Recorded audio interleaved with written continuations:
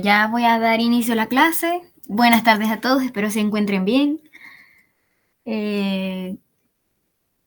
Bueno, ya iba a preguntar cómo se encontraban y aquí ya veo que mandaron un corazón.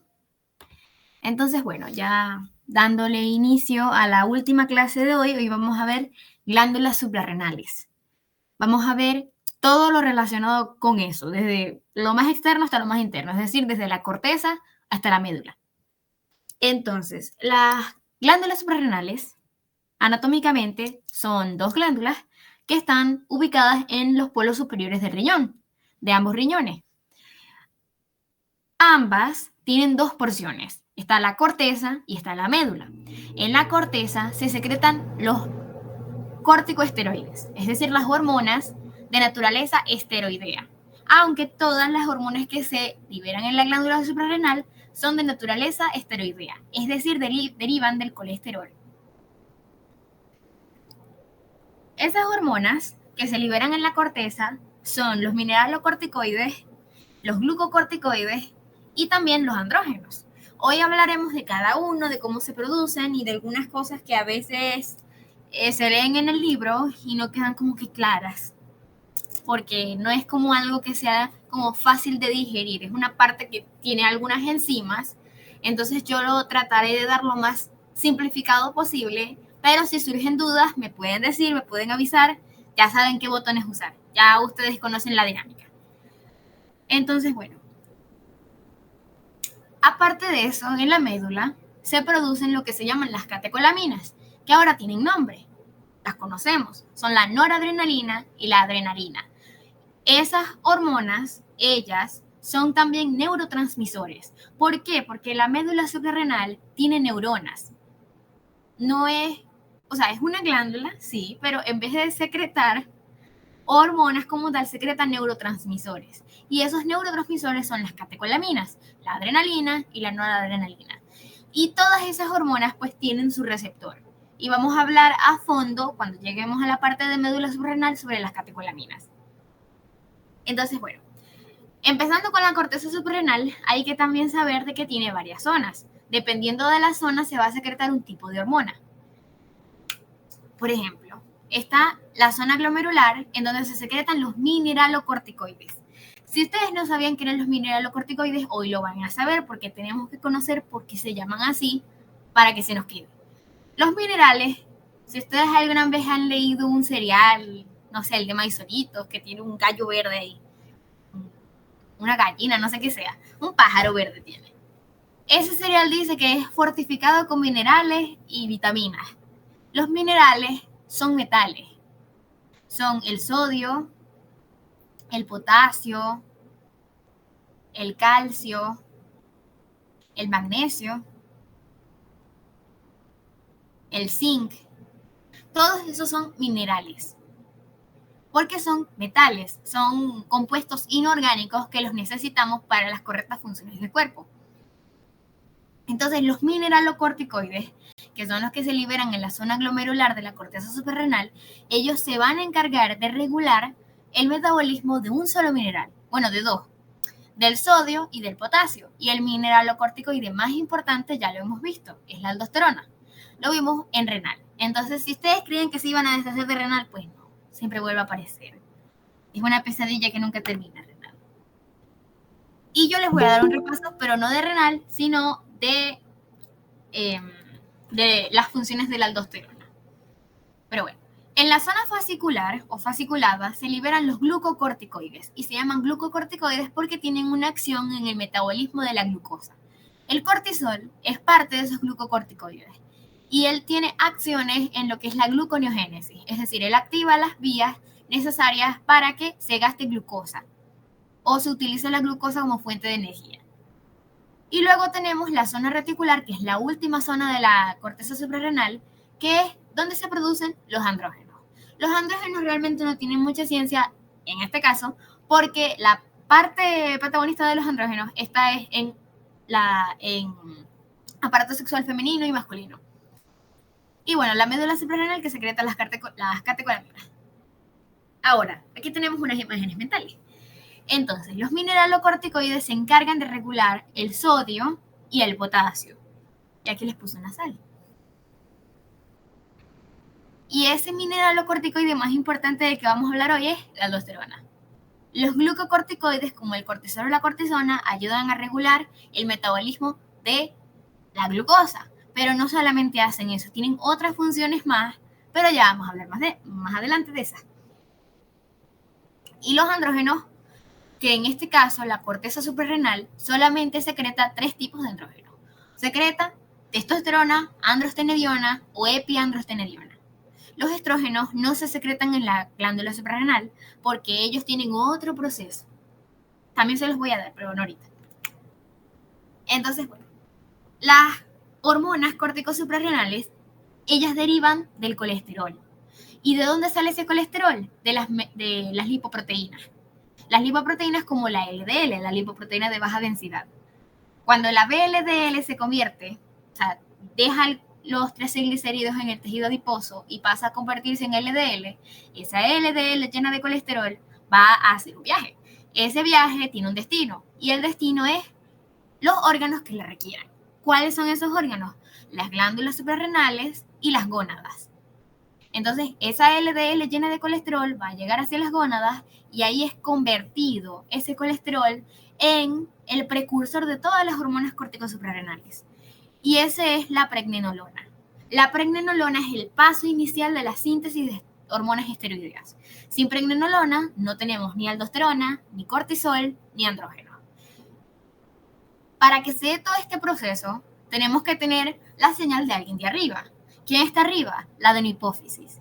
Y la adenohipófisis, ya vimos el martes, que secreta ACTH en las células corticotropas.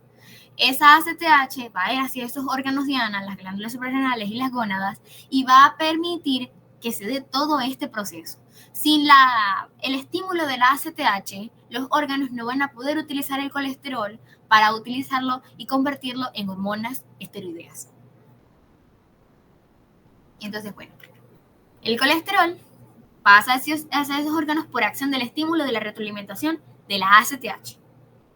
Y el precursor fundamental de las hormonas esteroideas es la pregnenolona. Entonces, aquí comenzamos con una parte que es como que, ay, Dios mío, yo vi esto en la clase y yo no lo entendí. Yo tampoco lo había entendido al principio, no se preocupen.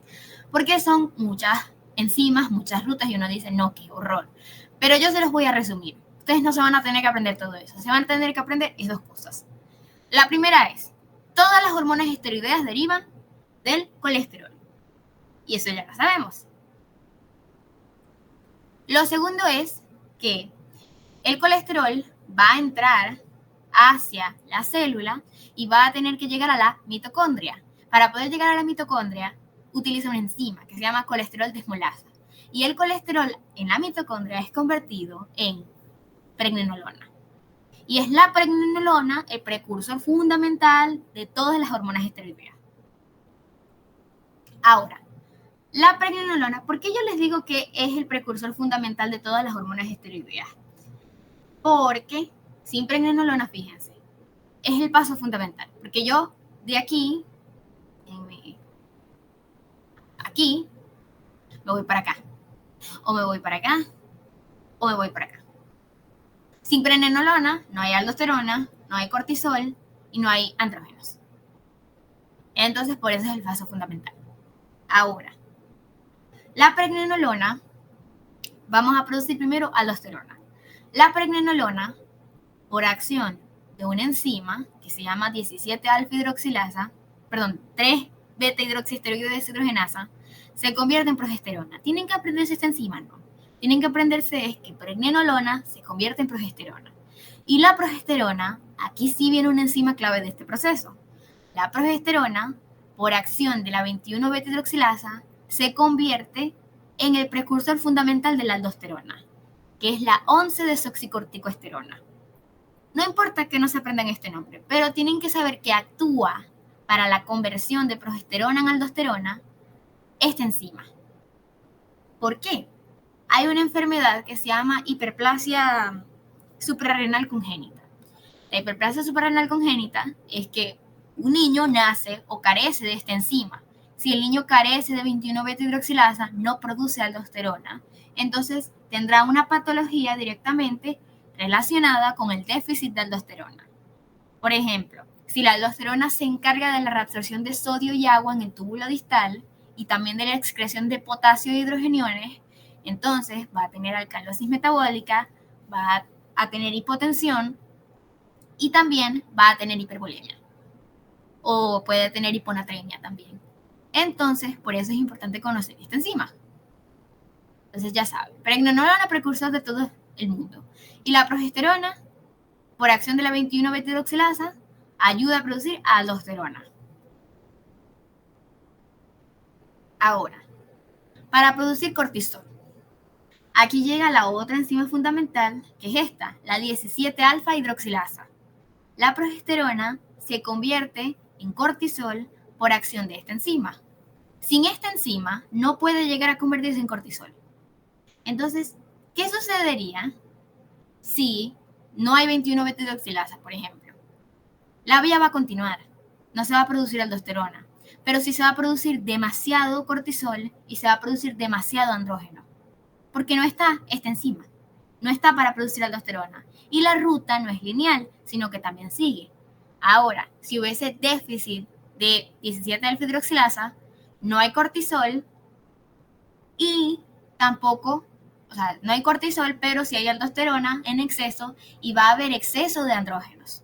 Entonces es fundamental que estas dos enzimas siempre estén para que se produzcan de forma con equilibrio, se produzcan aldosterona, cortisol y andrógeno. Ahora miren, a partir de la pregnenolona, por acción de esta misma enzima, 17-alfa-hidroxilasa, llegamos a producir andrógenos.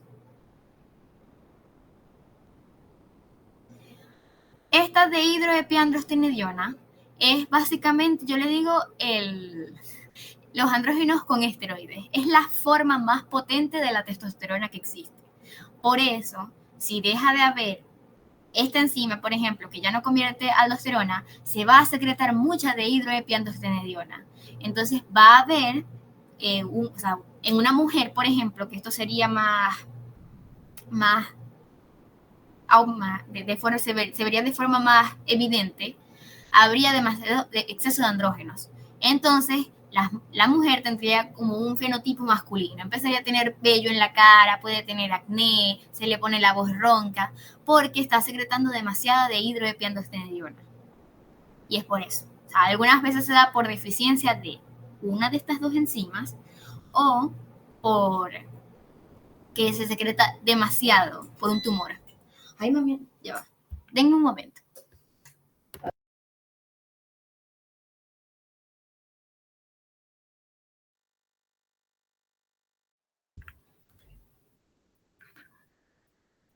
Han habido muchos bajones, la verdad. ¿Me escuchan bien? Ok. Igual la clase queda grabada, entonces no se preocupen si hay bajones, porque igual se está grabando. A mí mi computadora no se apaga. Bueno, entonces lo único que quiero que quede claro de todo esto es, precursor fundamental de las hormonas esteroideas, pregnenolona. ¿Qué necesito yo para producir aldosterona? 21-beta-hidroxilasa, a partir de la progesterona. Para producir cortisol y andrógenos, 17-alfa-hidroxilasa. Y eso es todo lo que hay que saber aquí. No hay que saber todos estos nombres raros porque realmente eso no lo preguntan. Entonces, ¿me di a entender o no se entendió? Ok. Ahora, ya hablando más a fondo de los mineralocorticoides, ya sabemos, el mineralocorticoide más importante es la aldosterona, que se libera en la zona glomerular de la glándula suprarrenal. Entonces, los mineralocorticoides, vamos a hacer un poco de repaso de renal. La aldosterona se libera por esto. En el aparato yuxaglomerular, lo voy a hacer así, existe también al lado algo que se llama mácula densa, que es más o menos, los libros lo ponen así como verde. La mácula densa es básicamente, es lo que constituye tanto el glomérulo como la mácula densa, es lo que llamamos el aparato yuxaglomerular. En la mácula densa se libera, o sea, es un quimiorreceptor, es decir, esto es como un sensor de los niveles, de cómo están los niveles de sodio en la sangre. Si los niveles de sodio bajan, se activa la mácula densa y la mácula densa envía señales al aparato yuxtaglomerular. Pero el aparato yuxtaglomerular funciona también como un baroreceptor, es decir, siente los cambios de presión de la sangre. Si hay baja volemia, entonces eso significa que hay baja presión y por lo tanto ese es el estímulo para liberar renina. La renina se libera al torrente sanguíneo y es convertida en el hígado en angiotensinógeno.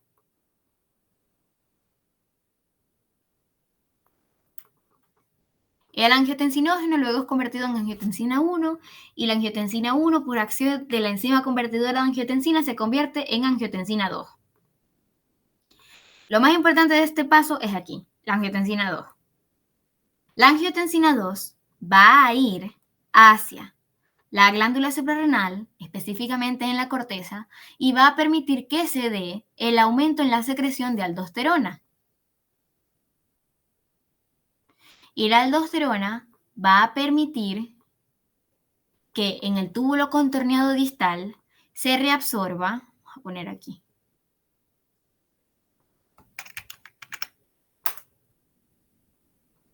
se reabsorba sodio y se excrete al revés.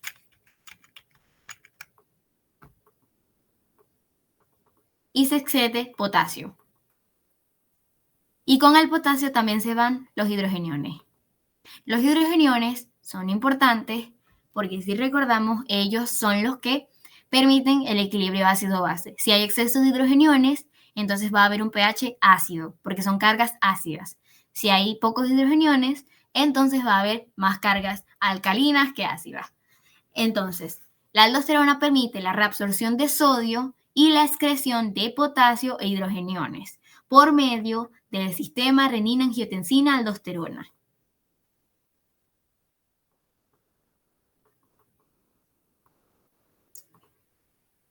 Entonces, una vez que se reabsorbe el sodio, esto permite que también, por ósmosis, el sodio arrastre el agua. Entonces también se absorbe agua y sodio. Eso aumenta la volemia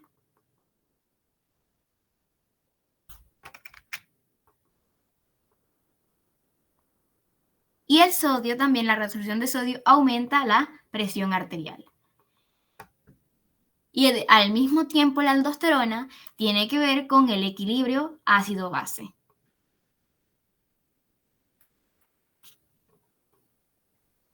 Esas son las funciones de la aldosterona.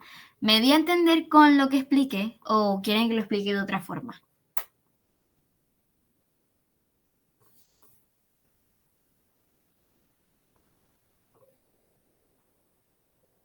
Bueno.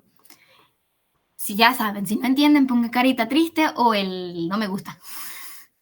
Entonces, la aldosterona, su función es permitir la reabsorción de sodio, excreción de potasio en las células intercalares y excreción de hidrogeniones para mantener el equilibrio ácido-base. Si no hay aldosterona, no podemos reabsorber el sodio y por lo tanto no podemos aumentar la presión arterial.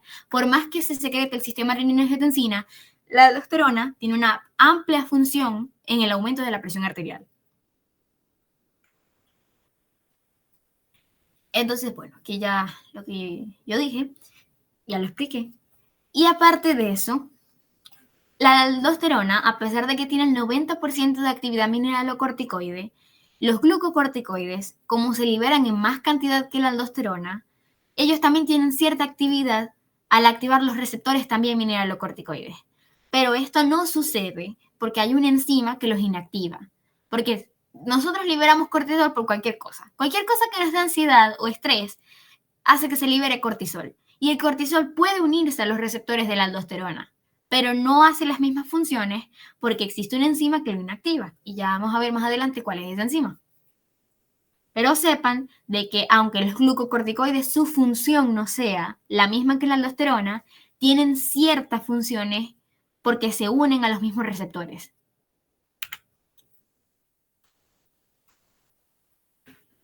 Y bueno, esto fue lo que ya dije, con el aumento de la presión arterial por la acción de la aldosterona. Ya saben, reabsorción de sodio, excreción de potasio e hidrogeniones. Con esto mantienen la bulimia, la presión arterial y el equilibrio ácido-base.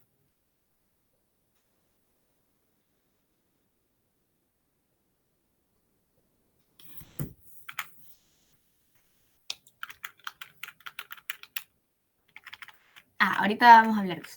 Pero bueno, la regulación de la aldosterona es en 4 factores. Ya más o menos, ya yo sí los dije.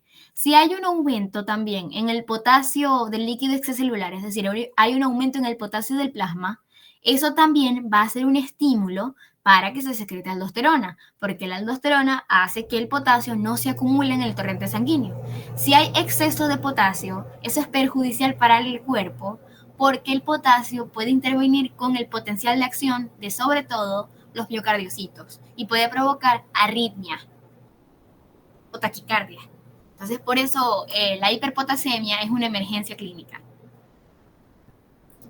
También el aumento de la angiotensina hace que se secrete aldosterona, el aumento del sodio, que es lo que el quimioreceptor de la mácula densa sensa en el líquido extracelular, el aumento del sodio hace que se libere también aldosterona. Y también la ACTH de la adenohipófisis es necesaria para la secreción de aldosterona. Si la ACTH no hace retroalimentación positiva en la glándula suprarrenal, no habrá estímulo para que se secrete aldosterona, por más que la angiotensina se esfuerce en hacerla que se secrete. Ahora, en la enfermedad, hay enfermedades que pueden provocar déficit o exceso de aldosterona. El déficit se le llama insuficiencia suprarrenal primaria o enfermedad de Addison. Y el exceso puede ser de 2 tipos dependiendo de la condición. Existe el hiperaldosteronismo primario y el hiperaldosteronismo secundario. Pero bueno, hay algo que a veces tampoco sale en los libros y se los voy a dar. Se le llama el escape de la aldosterona. Porque si ustedes se ponen a pensar, la aldosterona actúa en el cuerpo, pero ella actúa de una manera en la que uno dice, mi alma, ¿y cómo se controla todo eso? Y si se reabsorbe demasiado sodio, entonces no sube demasiado la presión arterial. ¿Y qué pasaría si yo secreto mucha aldosterona? Tiene que haber un control de eso. Entonces, eso se le llama el escape de la aldosterona. Porque la aldosterona, yo le digo, es algo que es como las personas que dicen, no, es que yo no hablo casi con quienes no conozco, pero vos me dais cuerda y hablo como un loro. Así es la aldosterona. A la aldosterona hay que dejar de darle cuerda. Entonces, para eso existe el escape de la aldosterona. Esto es básicamente que, como con el sodio se reabsorbe también el agua, eso aumenta la bulimia. Si aumenta la bulimia, eso hace que haya mayor retorno venoso. Entonces, en el corazón, cuando hay mayor retorno venoso, las aurículas se distienden. Y eso hace que se libere, cuando se distienden, un péptido o una proteína que se llama péptido natriurético atrial. PNA.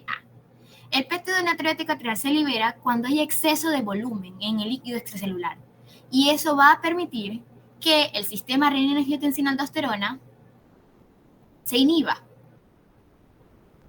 y haya un control de la presión arterial, porque el sistema renina-angiotensina, su única función es, vamos a subir la presión arterial.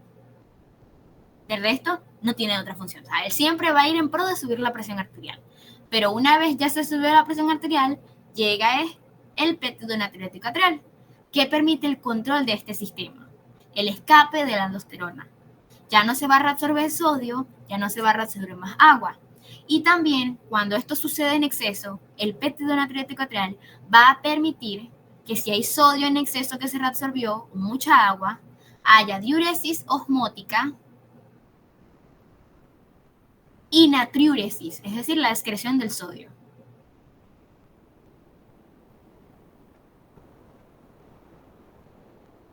Esto se aplica más que todo en patologías, porque el hiperaldosteronismo, aunque suene como que mucha secreción de aldosterona, la misma aldosterona, por medio de este mecanismo, no tiene tanto efecto en el cuerpo por esto.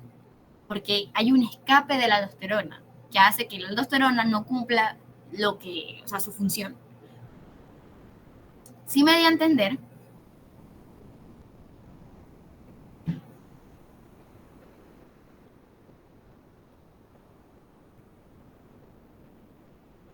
Ya voy. El escape de la aldosterona es básicamente que la aldosterona, la única función del sistema adrenérgico sin aldosterona es subir la presión arterial. Si aumentamos la presión arterial, también aumenta la volemia, la cantidad de agua que hay en la sangre. Eso hace que haya mayor retorno venoso. Si hay un mayor retorno venoso, la aurícula se distiende. Y cuando las aurículas se distienden, liberan el péptido natriurético atrial. Este péptido natriurético atrial cancela las funciones del sistema renina-angiotensina-aldosterona y por lo tanto permite que haya una diuresis osmótica y natriuresis osmótica. Es decir, lo que hizo el sistema renina-angiotensina-aldosterona, lo contrario lo va a hacer el péptido natriurético atrial. Si este reabsorbió mucho sodio, el péptido natriurético atrial va a permitir que se excrete ese exceso de sodio. Si este reabsorbió mucha agua, el PNA va a permitir que se excrete ese exceso de agua. Pero eso nada más pasa es cuando hay exceso de aldosterona. Por eso es un escape de la aldosterona.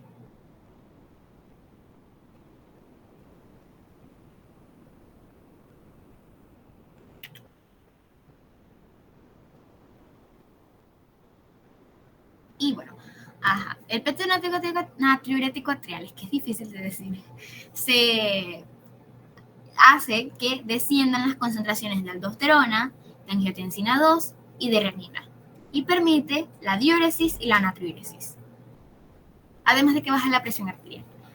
En una persona que tenga el sistema renina-angiotensina-aldosterona demasiado activo, o sea, ya de forma patológica, como sucede en la hipertensión arterial, si le hacen un examen de PNA, va a salir alto. Por eso es que las personas con hipertensión arterial orinan mucho. Por esto. Dicen, no, es que, dice el papá de uno, no es que yo orino mucho porque yo bebo mucha moringa. No es por eso, es por esto.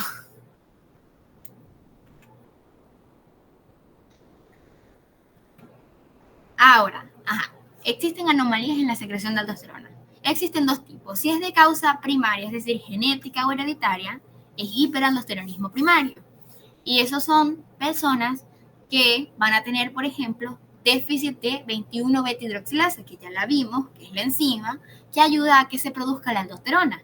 Esa enfermedad se llama, no tengo la diapositiva, hiperplasia suprarrenal congénita. Son niños que carecen de esa enzima, entonces tienen hipertensión a muy temprana edad, hipopotasemia, déficit de potasio y alcalosis metabólica. Porque es como si los efectos de la aldosterona no existieran. Perdón, al revés, me equivoqué, disculpen. Es que ya es la hora de la tarde. El hiperaldosteronismo primario es que hay demasiada secreción de aldosterona. No es por déficit de 29-beta-hidroxilasa, es por exceso de aldosterona. Entonces tienen hipertensión, hipopotasemia y alcalosis metabólica. Disculpen.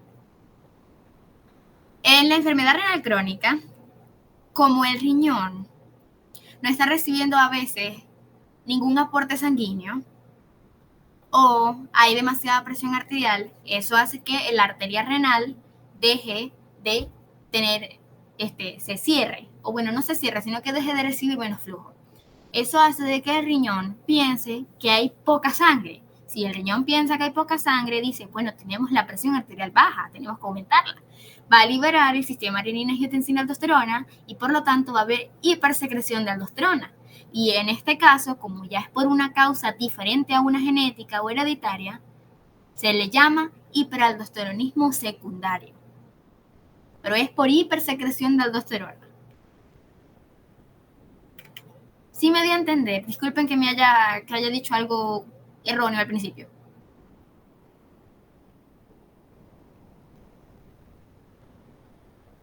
Ok.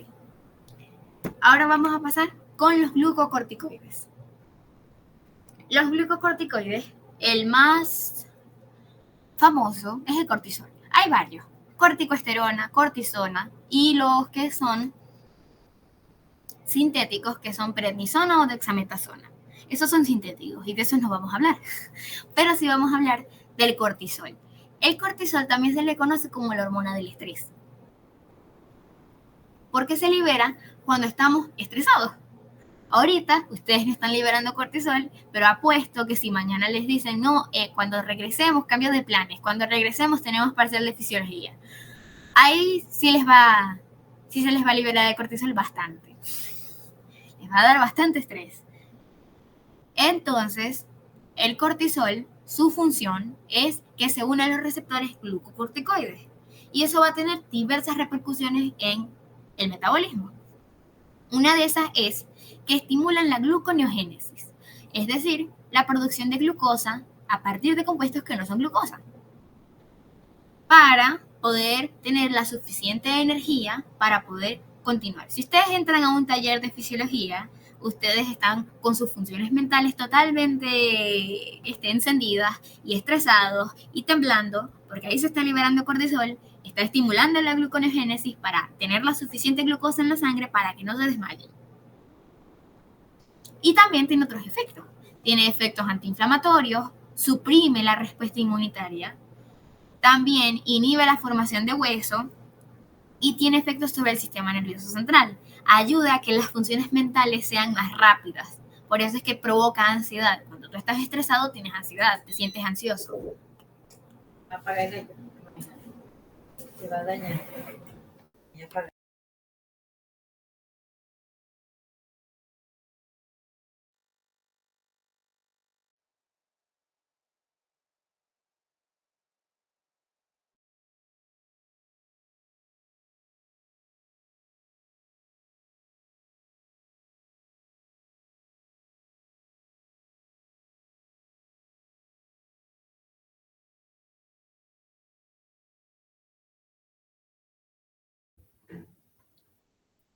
Hay demasiados bajones, de verdad. Bueno, ustedes me dicen si puedo continuar. Si no,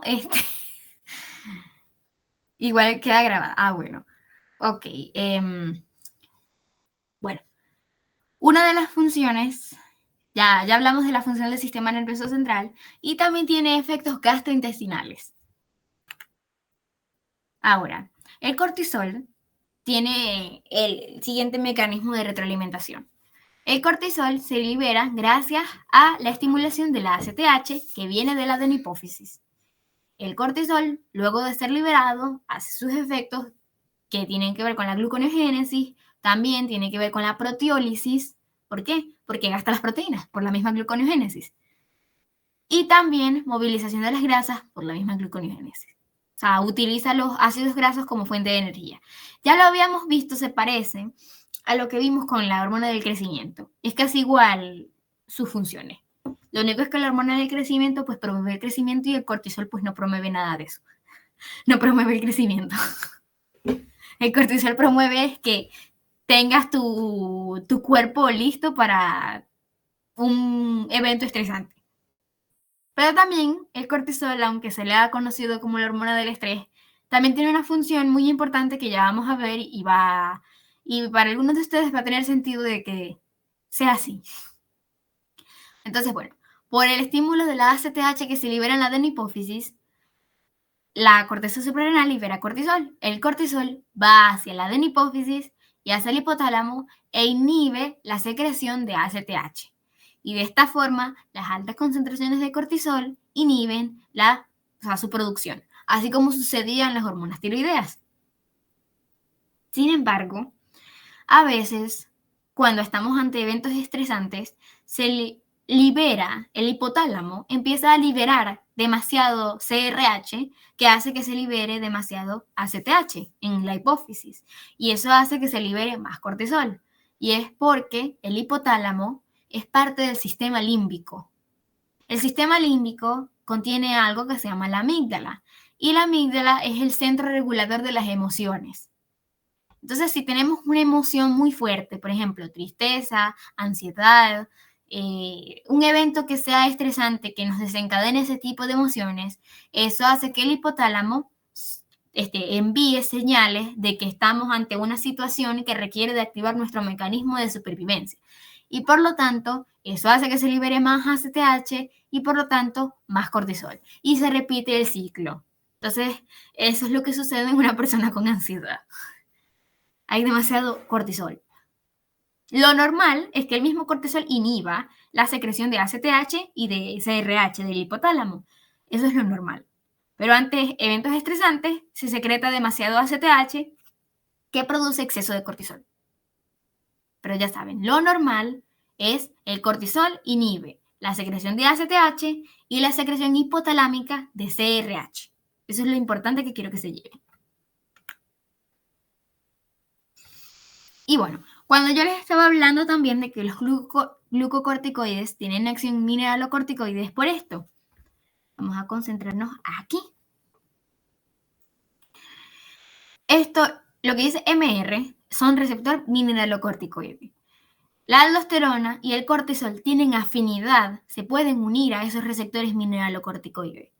Pero el cortisol, por acción de esta enzima, 11-beta-hidroxiesteroide deshidrogenasa, no se une, o sea, pierde afinidad, porque el cortisol se convierte en cortisona y la cortisona no puede unirse a los receptores mineralocorticoides. A juro, tiene que unirse al receptor glucocorticoide, porque la cortisona, ya no tiene acción mineralocorticoide.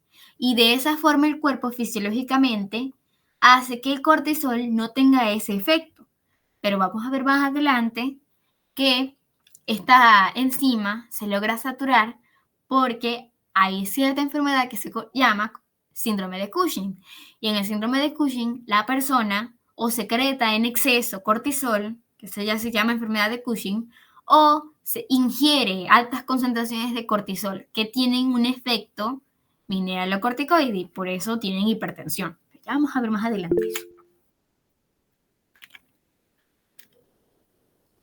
Sí, está presente solamente en el riñón.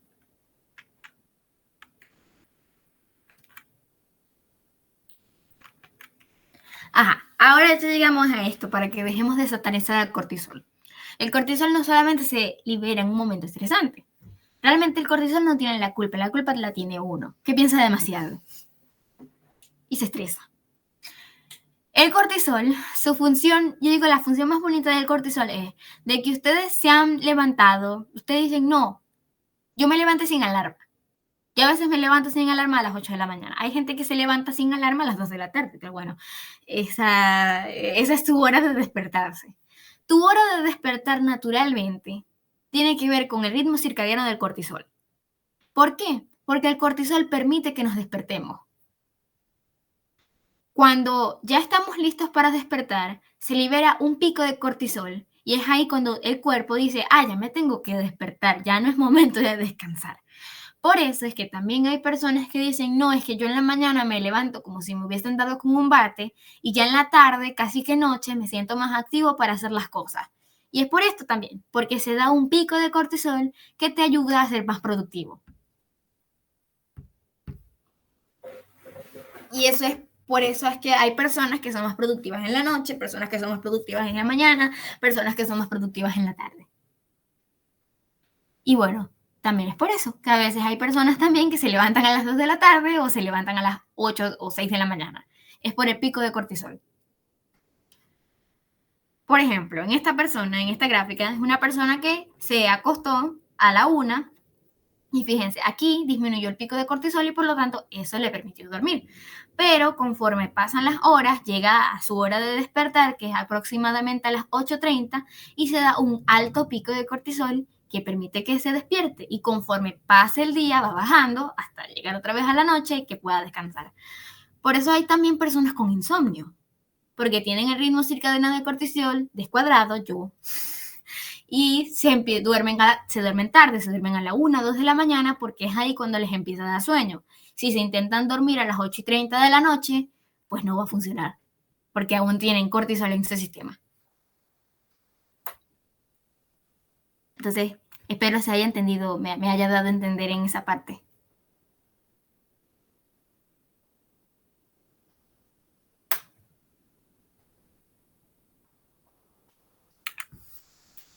Y bueno, el cortisol los glucocorticoides en general no solamente tienen ese efecto que nos ayuda a despertar o el efecto que tienen en el metabolismo de la glucosa, también tienen un efecto antiinflamatorio.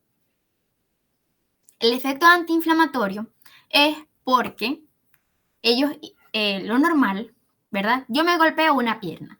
Lo normal es que se dé esta vía. Esta vía la vieron también en renal, pero se las voy a dar otra vez, porque es bien bonita la vía. En las células, en las membranas plasmáticas de todas las células, hay fosfolípidos. Cuando lo normal es, si yo me golpeo una pierna, me va a doler y se me inflama. La inflamación está mediada por esto, porque los fosfolípidos de esa célula que sufrió estrés mecánico hacen que se exponga lo que se llama el ácido araquidónico. El ácido araquidónico es sustrato de una enzima que se llama fosfolipasa A2. Y la fosfolipasa A2 hace que el ácido araquidónico pueda ser sustrato de dos enzimas, que es la ciclooxigenasa y la lipoxigenasa. La ciclooxigenasa va a convertir el ácido araquidónico en prostaglandinas y tromboxanos. Las prostaglandinas son las mediadoras de la inflamación. Entonces, por eso los glucocorticoides, como actúan inhibiendo la fosfolipasa 2, evitando que se dé toda esta vía completa, pues evitan la inflamación.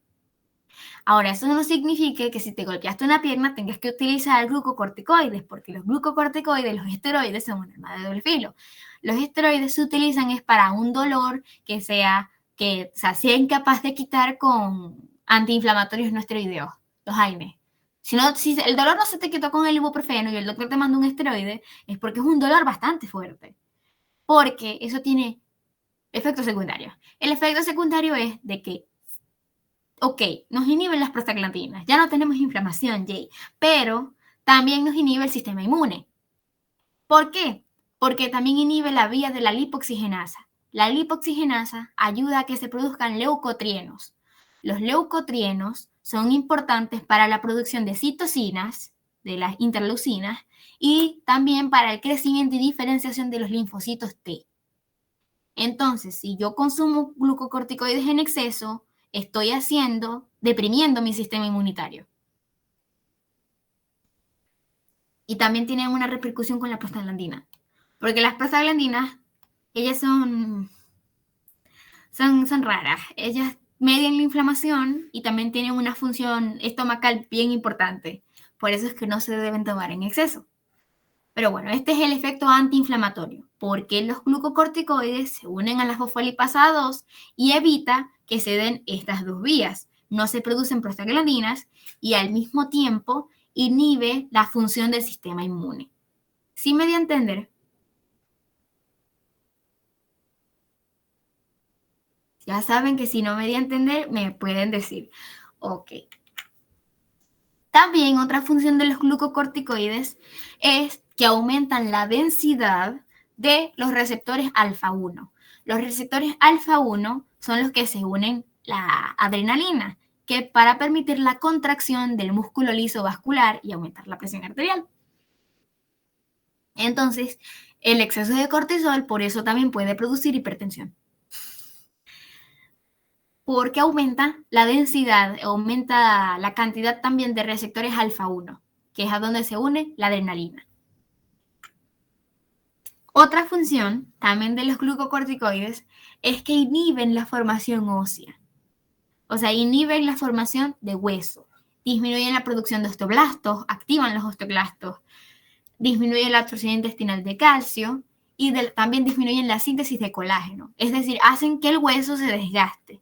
Si uno consume en exceso glucocorticoides, va a perder, aparte de la función del sistema inmune, también va a poder tener osteoporosis por el exceso de glucocorticoides. O sea, puede ser una osteoporosis temprana. Una persona joven que consume exceso de esteroides puede tener osteoporosis. Por eso también hay algunos deportistas que se inyectan esteroides y sufren lesiones por esto. Los huesos se hacen muy frágiles por el consumo excesivo de esteroides. Y bueno, aumentan la filtración glomerular por esto mismo, porque aumentan la presión arterial. Aumentan entonces la presión en la arteriola aferente y por lo tanto hay mayor tasa de filtración glomerular. y tienen efectos sobre el sistema nervioso central. ¿Por qué? Ya lo expliqué. Ellos provocan excitación psíquica y emocional. Ayudan a que te dé insomnio, a que estés muy feliz, a que estés muy despierto, o incluso pueden provocar irritabilidad. Pero es por eso, el cortisol se libera porque, o sea, está siempre en condiciones normales y nos ayuda con nuestras funciones basales, pero se libera en excesos por el estrés. Si tenemos una vida estresante, se va a liberar cortisol en demasiada cantidad. Eso no significa que de todo esto, porque no liberamos cantidades excesivas de cortisol. Estoy hablando desde el consumo de glucocorticoides exógenos que pueden hacer que te dé osteoporosis. Pero si tenemos mucho estrés y se libera mucho cortisol, no te va a dar osteoporosis. Igual a todos nos va a dar cuando estemos viejos, nos va a dar osteoporosis. Pero sí, o sea, el estrés, el cortisol que se libera por el estrés, sí puede tener algunas repercusiones en la salud. Ahora, los efectos sobre el sistema gastrointestinal del cortisol es que primero estimula la secreción de ácido clorhídrico y pepsina en el estómago. Y lo segundo es, volvemos a esta vía, no se secretan prostaglandinas. El exceso de cortisol hace que esta vía no se dé. Entonces, como no se da toda esta vía, no hay prostaglandinas. Y las prostaglandinas son importantes en la inflamación y también son importantes para la producción de la mucosa estomacal. Y si no hay mucosa estomacal, entonces voy a hacer que el ácido me destruya las paredes del estómago y propense a una úlcera por estrés. Les voy a dar un ejemplo llevado al extremo. Las personas que están en la unidad de quemados, como las quemadas, o sea, una persona que tenga la mayor parte de la superficie corporal quemada, eso provoca un estrés mecánico, porque las terminaciones nerviosas empiezan, o sea, se quemaron, entonces liberan muchas prostaglandinas, liberan muchas citocinas mediadoras de la inflamación y por lo tanto el cuerpo también, como es una situación estresante para el cuerpo, se libera mucho cortisol. El exceso de cortisol es tan grande que las personas quemadas desarrollan úlcera por estrés. Eso es un ejemplo llevado al extremo. También hay personas que tienen, no sé, sobre todo en las personas que trabajan mucho, que no tienen descansos entre horarios, en las personas que estudian medicina también, les sale úlceras por estrés. Y es por eso, porque como los glucocorticoides inhiben la producción de prostaglandinas, las prostaglandinas, que también ayuda a que se produzca el moco del estómago, no hay moco protector, el ácido daña las paredes del estómago y hace que se dé lo que se llama el desarrollo de úlcera péptica. Yo espero se haya dado a entender y no los traumé, porque siento que los traumé.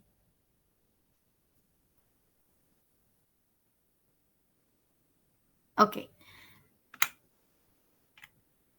¿No se entendió? ¿O se traumaron? ¿Cuál de las dos? Ah, sí se entendió, ok. Pero la carita triste era porque se traumaron. Dicen, ay, no, ya no. Tómense de verdad, o sea, yo se los digo, tómense la vida con más calma. Las cosas que suceden en la vida no vale la pena amargarse y estresarse tanto por eso, porque muchas de las cosas que nos ponemos a pensar a veces que son imposibles tienen una solución. Entonces, no se amarguen tanto la vida. Ahora vamos a hablar un poquito de la enfermedad. Si ustedes han tenido una tía que dice que tiene una pomada, un ungüento, una crema, que dice, ay, es que es milagrosa porque me quita todos los dolores. Yo les digo que les aconsejo, de verdad, que a esa tía revisen de qué es esa crema. Porque si esa crema contiene glucocorticoides, su tía en unos 10, 15 o 20 años va a desarrollar esta morfofisiología, que se llama síndrome de Cushing. El síndrome de Cushing tiene unas características fenotípicas muy evidentes. Lo primero es que son personas que tienen una cara redondeada y eso se le llama cara de media luna o cara de luna llena. La cara de luna llena, o también pueden tener lo que se llama jiba de búfalo, que es como una joroba. Tienen aquí en la columna cervical. Y también van a tener algo que se llama obesidad androide. son personas que tienen demasiada superficie abdominal y las piernas son delgadas. La piel también va a ser muy frágil y va a ser propensa a moretones y estrías. Entonces, son personas que tienen estrías violáceas, obesidad androide, cara de luna llena, caída del cabello y jiba de búfalo. Ese es el fenotipo de las personas con síndrome de Cushing. Ahora, existen dos tipos de síndrome de Cushing. El primero es el síndrome de Cushing, que se le llama iatrogénico o por estimulación exógena. Son personas que usan excesivamente una crema con glucocorticoide y entonces eso hace que el cuerpo deje de secretar cortisol endógeno porque está recibiendo cortisol exógeno. Ese cortisol exógeno tiene los mismos efectos que los glucocorticoides normales. Se va a seguir uniendo a los receptores, va a haber hipertensión también, va a haber lo que ya vimos, puede haber úlcera péptica, puede haber osteoporosis, son personas que desarrollan osteoporosis más rápido. Entonces dicen, ay, no, es que yo no sé por qué yo tengo eso, por qué me duelen las piernas, por qué me salen morados, por qué tienen todo eso. Y es por eso. Las tías que usan esas cremas. Entonces, bueno, también existe una enfermedad que se llama enfermedad de Cushing. ¿Cuál es la diferencia con el síndrome de Cushing? El síndrome de Cushing es exceso de cortisol, sea propio o sea de forma exógena. Es decir, que yo me echo una crema que contiene glucocorticoides o que consuma o me inyecte glucocorticoides. La enfermedad de Cushing es exceso de ACTH y es por un tumor en la glándula hipófisis. Si hay demasiado ACTH, va a haber demasiada producción de cortisol y también de las otras hormonas. Entonces, tienen es la enfermedad. La enfermedad viene de arriba. En cambio, el síndrome viene de abajo, de las glándulas suprarrenales. Hay exceso de cortisol. En la enfermedad de Cushing, las personas tienen algo diferente, porque aparte de tener estas características, también tienen algo que se los voy a dar porque a veces lo dan. A veces sale en el examen.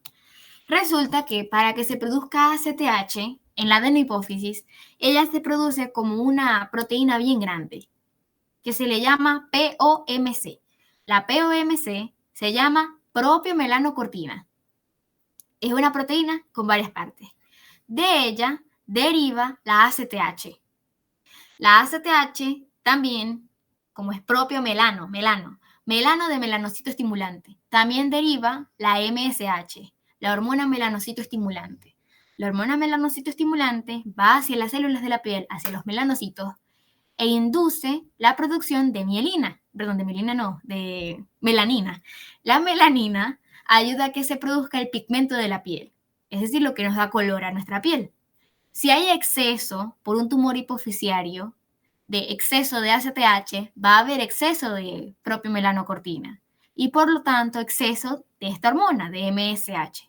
Y las personas, aparte de tener todo esto, también van a tener manchas oscuras en la piel. Puede haber manchas en los dedos, puede haber manchas en algunas superficies que no se ven, en el pezón, por ejemplo, también. Se puede poner más oscuro. Y es por eso, porque se secreta demasiada ACTH en conjunto con esta. Y tienen hiperpigmentación. ¿Sí me dio a entender o no se entendió? Porque a veces es como medio tricky. Ajá, sí, la propiomelanocortina sí. Todas estas son hormonas peptídicas y proteicas. Pero el cortisol no, porque el cortisol, como es de la glándula suprarrenal, es una hormona esteroidea.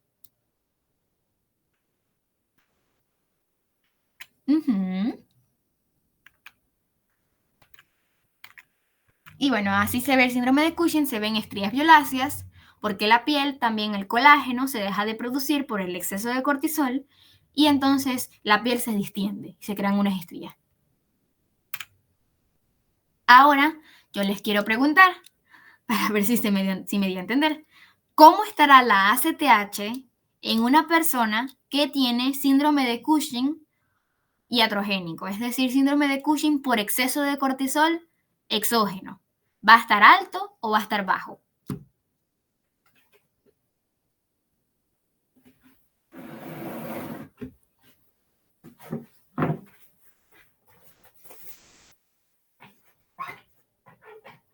No les dé miedo responder. Si se equivocan, yo les explico. Ajá, para ver. Ajá. Correcto, va a estar bajo. ¿Por qué? Porque el cortisol exógeno también es igual al cortisol que nosotros tenemos. Va a ir hacia el lado de la hipófisis. Déjenme buscar la lámina. Aquí. Así el cortisol se está administrando de forma, o sea, por una forma de afuera. La ACTH se va a inhibir porque va a actuar como si fuese el cortisol que tenemos ya. Entonces va a estar bajo. La administración de glucocorticoides hace que la ACTH se deje de liberar, porque cumple la misma función de retroalimentación negativa que ya vimos el martes. Hay veces, cuando las personas tienen síndrome de Cushing, lo que sucede también, que es algo que es más que todo con la clínica, es como la ACTH se deja de producir porque la persona se está introduciendo cantidades altas de cortisol en la sangre, entonces la ACTH no se produce. Y la ACTH también induce el crecimiento de la glándula suprarrenal. Si no se produce ACTH, la glándula suprarrenal se atrofia. Y si tú a una persona con síndrome de Cushing le quitas bruscamente el medicamento, puede tener una emergencia que se llama crisis addisoniana o insuficiencia suprarrenal. Es decir, como le quitaste el cortisol y ya la glándula suprarrenal dijo, mi alma, yo no, ¿para qué voy a producir el cortisol si ya ni me necesitan, no recibo estímulo de arriba? Me atrofio, se atrofia, ya no sirve. Tú puedes hacer que la persona se muera porque no tiene glándula suprarrenal, no tiene corteza suprarrenal. Lo que hay que hacer en estos casos de síndrome de Cushing es quitar gradualmente los glucocorticoides para permitir que el cuerpo se acostumbre y que se empiece a secretar de nuevo ACTH. Porque si se lo quitas bruscamente, como la glándula suprarrenal se atrofia, es una emergencia. Se puede morir la persona. Y bueno, ahora llegamos a los andrógenos. Los andrógenos también se secretan en la corteza suprarrenal, ya lo vimos, a partir de la pregnenolona y la progesterona. Los más importantes son la dehidroepiandrostenediona y la androstenediona. Y estos en el hombre son convertidos en testosterona, pero en la mujer también pueden ser convertidos en testosterona. Ahora, en los hombres, la corteza suprarrenal desempeña una pequeña función, porque la función más importante de los andrógenos está en los testículos, en los hombres. En cambio, en la mujer sí desempeñan una gran función, porque ambos sexos secretan también andrógenos. Los hombres también secretan estrógenos y las mujeres también secretan testosterona, solamente que no es en la misma cantidad.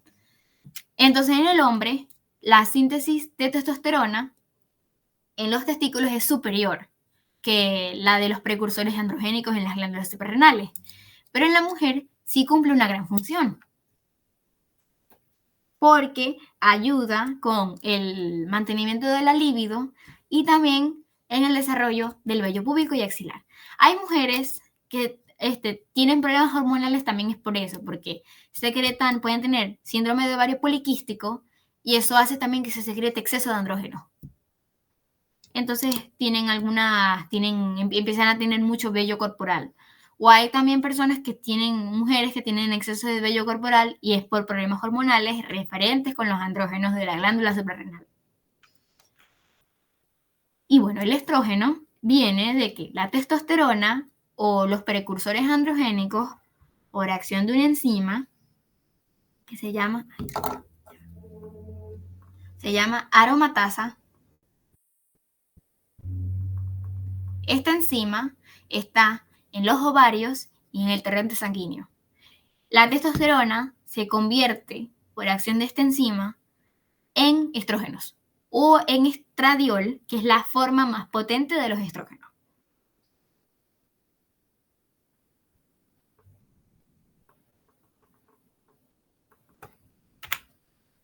Y bueno, aquí nada más, esto es lo que yo les expliqué hace un rato, que es la hiperplasia suprarrenal congénita. Aquí sí es la deficiencia de 21-beta-hidroxilasa.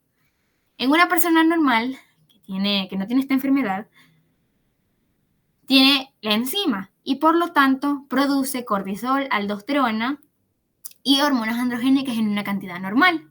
Pero en las personas que nacen con hiperplasia suprarrenal congénita, como carecen de la enzima 21-beta-hidroxilasa, entonces no tienen menor cantidad de cortisol y aldosterona y tienen mayor cantidad de andrógenos. Como no hay aldosterona, pasa a la síntesis de cortisol y pasa también a la síntesis de andrógenos y hay exceso de las mismas. Y pueden tener pues cambios en los genitales y pubertad precoz, dependiendo si es una niña o un niño. Lo que puede tener también es como no se produce aldosterona, puede tener hipotensión, hiponatremia, acidosis metabólica, hiperpotasemia, disculpen, porque no hay aldosterona.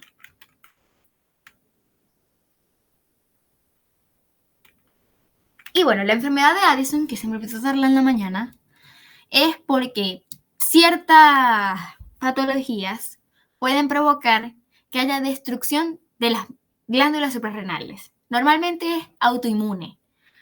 Entonces, si hay destrucción de las glándulas suprarrenales, no se produce ninguna hormona. No se produce aldosterona, no se produce cortisol, no se producen andrógenos. Pero ustedes en micro, no sé si llegaron a leer para el primer parcial, que es donde sale Neisseria meningitidis. Neisseria meningitidis puede provocar hemorragia y por una hemorragia puede provocar que haya disminución de la irrigación hacia la glándula suprarrenal. Y a eso se le conoce como un síndrome con un nombre horrible, disculpen, se llama síndrome de Waterhouse-Friderichsen. Ese síndrome es una insuficiencia suprarrenal por hemorragia. Las hemorragias pueden provocar insuficiencia suprarrenal. Ahí se los cuento porque a veces también lo preguntan, no en fisiología, pero en la vida. Entonces, bueno, y secundaria es por tratamientos crónicos con glucocorticoides. Por eso es que les dije que los glucocorticoides son un arma de doble filo, no se pueden quitar bruscamente, porque si no provocan esto.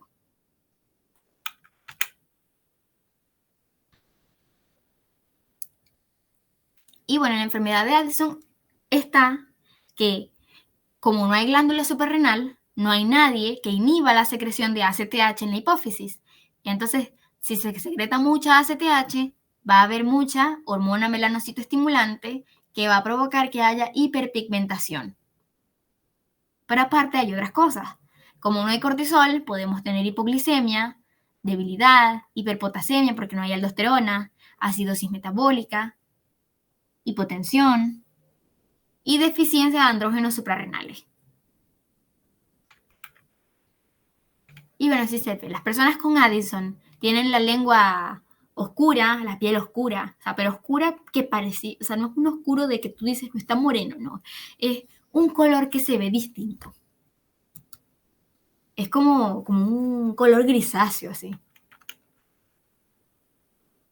Y bueno, para que terminemos aquí con la glándula suprarrenal, las hormonas córticos suprarrenales, todas, como son de naturaleza esteroidea, ellas no pueden atravesar con facilidad las membranas plasmáticas. Ellas, bueno, sí la atraviesan con facilidad, pasan como Pedro por su casa.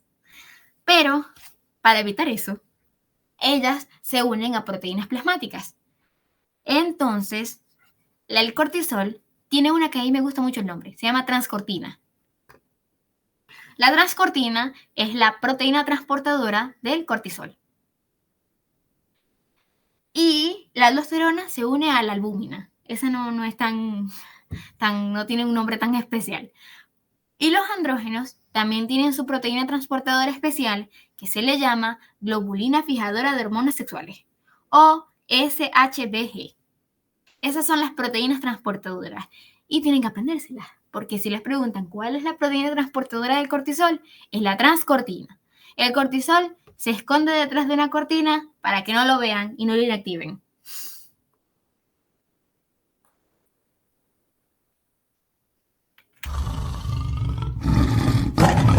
Y bueno, yo les quiero preguntar. Si ustedes ahora que están viendo este león no me van a decir loca, pero ustedes están viendo este trailer y ustedes estaban en su casa, no hubo ningún bajón, que no los asustó, estaban en su casa tranquilos viendo esta clase y de pronto aparecen en una jaula con este león. ¿Cuál va a ser su reacción? Van a correr, les va a dar ansiedad, lloran, se mueren, se sorprenden. Bueno, aquí uno dijo que llora. Porque dices, no, el león me va a comer. Y aquí Richardson, no sé si entró en la tarde, dijo que él acariciaba al león. Y yo, vértale. Yo no lo acaricio ni loca, me come el brazo. Pero ajá. Si a este tigre nos le aparecemos por delante, se nos va a activar el mecanismo de supervivencia. Y ese mecanismo de supervivencia va a estar comandado por el sistema nervioso simpático.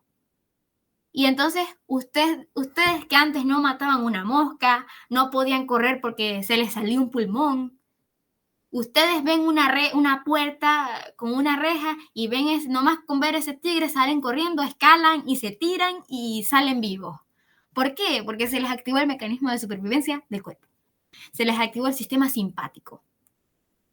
Gracias a él, gracias a la inyección del sistema simpático de esas hormonas, de la adrenalina y no la adrenalina, pudieron sobrevivir y pudieron hacer cosas que ustedes de una forma normal ni siquiera saben que pueden hacer. Por eso mismo. O sea, yo no puedo matar una mosca, pero yo estoy en presencia de este tigre, seguro me escalo una puerta, me escalo el portón de la jaula esa y salgo corriendo y hago parkour y todo. Por eso mismo. Porque esas hormonas son la gasolina del cuerpo. Cuando se secretan, se activa nuestro mecanismo de supervivencia y podemos hacer cosas que no nos imaginábamos que hacíamos. Todo con tal de sobrevivir. Y esas son las famosas catecolaminas. Las catecolaminas, recuerden, se liberan por estimulación del simpático. Existe el sistema parasimpático y el sistema simpático. El simpático, ellos dos son parte del sistema nervioso autónomo, que se encarga de realizar las funciones que nosotros no les prestamos atención, porque imagínense que tengamos que acordarnos de respirar. No me acuerdo yo ni de lo que comí ayer y ya me voy a andar acordando de respirar, fíjate. O sea, si uno intenta respirar de forma consciente, da ansiedad. Entonces, por eso pertenecen al sistema nervioso autónomo. Y el sistema simpático está entre esos. El sistema simpático tiene varios receptores, pero ya los vamos a ver. Este secreta, en la médula suprarrenal, secreta dos hormonas, la noradrenalina y la adrenalina. Ambas catecolaminas se les llama catecolaminas aminas porque derivan de un aminoácido que se llama tirosina. La tirosina, si se acuerdan, también de ella derivan las hormonas tiroideas. Entonces, las catecolaminas son como hermanas de las hormonas tiroideas. No actúan igual, no tienen el mismo efecto, pero son hermanos, o sea, vienen del mismo precursor, del mismo aminoácido. La tirosina, por acción de una enzima, se hidroxila y se convierte en L-dopa. Y la L-dopa se convierte en dopamina. La dopamina es el precursor directo de la noradrenalina y de la adrenalina. Entonces, ¿de dónde derivan las catecolaminas? De la dopamina. ¿Y de dónde deriva la dopamina? De la tirosina. Y por eso se llaman catecolaminas. Amina de aminoácido, tirosina es el aminoácido. Entonces, lo importante, noradrenalina y adrenalina derivan de dopamina. La noradrenalina se produce porque la dopamina se hidroxila, gana un grupo OH. Miren la estructura aquí. No tiene esto aquí arriba. Eso es un grupo H. Y eso se le llama hidroxilación. Y la adrenalina es porque esta misma estructura gana esto. El CH3 se le llama grupo metil. Y eso se le llama metilación. La noradrenalina se metila y aquí que no tenía nada, ahora tiene esta estructura abajo. Y se convierte en adrenalina. Hidroxilación de dopamina, noradrenalina. Metilación de noradrenalina, adrenalina. ¿Tienen que saberse eso? No, pero por si acaso, porque a veces sale. Y bueno, la adrenalina y la noradrenalina tienen varios receptores. La adrenalina tiene los receptores alfa 1, y la noradrenalina tiene los receptores alfa. Y la adrenalina tiene los receptores beta. Beta 1, yo me los aprendí así. Ambos receptores, sus efectos son, por ejemplo, la noradrenalina, que tiene afinidad por los receptores alfa 1, es decir, se une más a los receptores alfa 1 de forma preferente, induce la vasoconstricción del músculo liso de los vasos sanguíneos y también induce el aumento de la presión arterial, pero en el ojo induce midriasis. Midriasis es dilatación pupilar. D de dilatación, yo me la aprendí así. Entonces, como midriasis tiene D, es dilatación de la pupila. Y miosis es lo contrario, es contracción. La miosis se encarga el sistema parasimpático. La midriasis se encarga el sistema simpático, que tiene noradrenalina y adrenalina. Entonces, bueno, las alfa 1 son de los vasos sanguíneos. Todo lo que tenga que ver con alfa 1 y noradrenalina es vasoconstricción y midriasis. Eso es todo lo que hay que aprenderse por ahí. Pero los beta, que son de la adrenalina, sí tienen como funciones medio contrarias. ¿Por qué?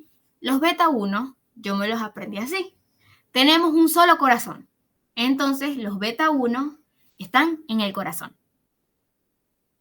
Y tenemos dos pulmones. Entonces, como tenemos dos pulmones, los beta 2 están en los pulmones. Los beta 1 en el corazón producen taquicardia, es decir, aumentan la frecuencia cardíaca y aumentan también la contractilidad miocárdica, la contractilidad del corazón, aumentan el gasto cardíaco.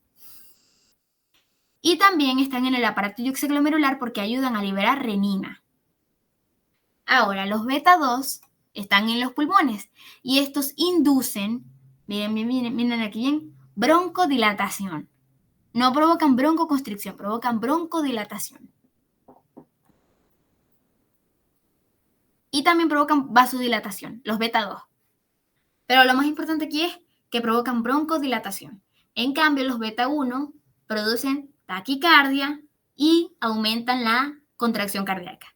Los beta 2 que están en los pulmones, broncodilatación y vasodilatación. ¿Sí me di a entender?